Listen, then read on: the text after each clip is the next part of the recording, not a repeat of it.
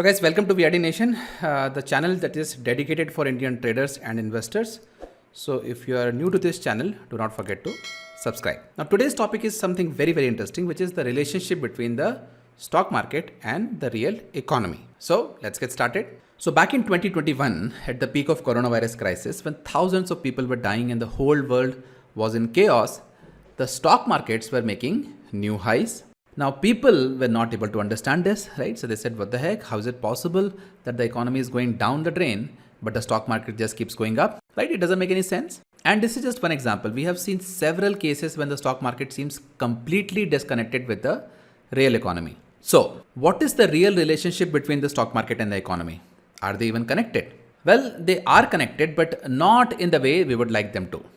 Think of it this way. You are going out for a walk with your pet dog. Now you like to go at your own pace, slow and steady, enjoying the walk, talking to people. Whereas a dog likes to run as fast as it could.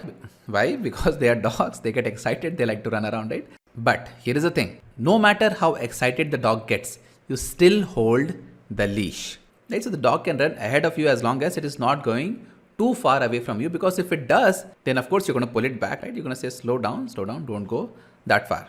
And in case you have to change the direction, you have to turn around, the dog eventually has to turn as well, right? So the dog stays ahead, but still within the reach of the owner.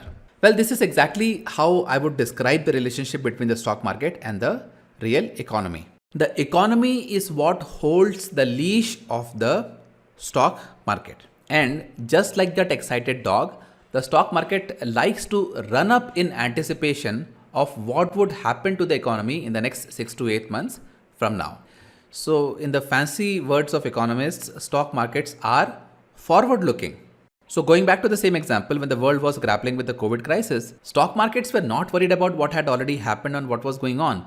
Stock markets were looking ahead 6 months or 1 year, and they were expecting a steep recovery at that time. And that's the reason why they were making new highs. And a similar pattern can be found on the downside as well, right? So sometimes the economy seems to be doing perfectly fine, but then all of a sudden we see some kind of a negative news flow, which has not really impacted the economy as of now. But the stock market, in the anticipation of some big damage to the economy, can correct substantially.